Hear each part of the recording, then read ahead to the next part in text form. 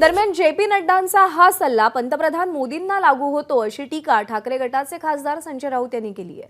पंतप्रधान मोदी खिशाला जे पेन लावतात ते 25 लाखांचं आहे, त्यांचा सूट 15 लाखांचा आहे। गेल्या 70 वर्षांमध्ये देशाच्या कोणत्याही पंतप्रधानानं इतकी श्रीमंती भोगली नव्हती, त्यामुळे जे.पी. नड्डा यांनी महाराष्ट्रात येऊन ज्ञान पाजळू नये असंही संजय राऊत म्हणाले।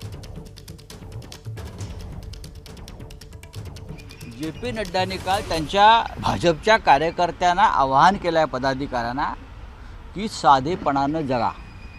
आपण पाहिलं असेल की 50 लाखाचं घड्याळ वापरू नका, महागड्या गाड्यातून फिरू नका, असं आवाहन केलं आहे का?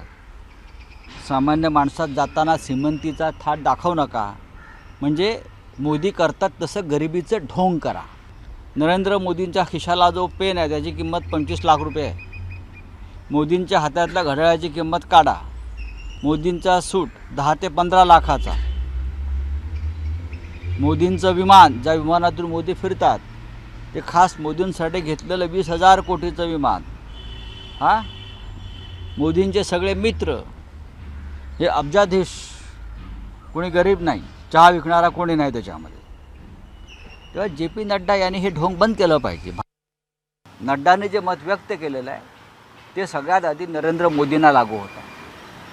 त्यांचा जो श्रीमंती थाट आहे या देशाच्या प्रधानमंत्र्यांचा, हा गेल्या 70 वर्षामध्ये इतकी श्रीमंती कोणत्याही प्रधानमंत्र्यानं भोगली नव्हती, उपभोगली नव्हती। फक्त श्रीमंती आहे, आणि तीसुद्धा जनतेच्या लुटलेल्या पैशावर।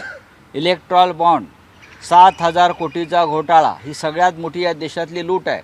नड्डा त्याच्यावर बोलले आहेत? नाही। PM केअर फंडामध्ये जगभरातल्या भ्रष्टाचाराने पैसे टाकले आहेत, लाखो कोटी रुपये। नड्डा त्या श्रीमंतीवर बोलत आहेत? नाही। महाराष्ट्रामध्ये येऊन या फुले आंबेडकरांच्या महाराष्ट्रातून आम्हाला ज्ञान देऊ नका। ABP माझा, उघडा डोळे बघा नीट।